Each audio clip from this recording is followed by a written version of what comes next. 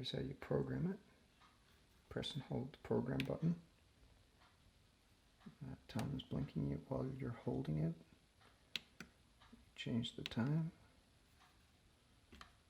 And then it's set. And then when you have your time set, you press this, and then that light means that it's going to turn on when the program time hits.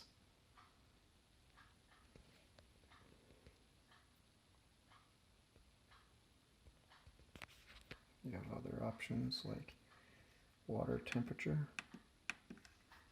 and the brew speed. So basically this is the fastest drip, then this is a slightly slower drip, and then that's the slowest drip. There it is.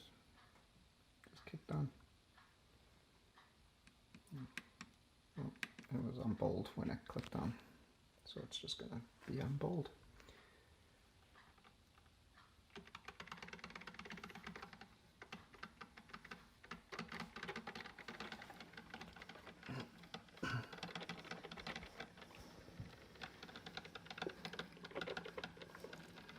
And there's the coffee.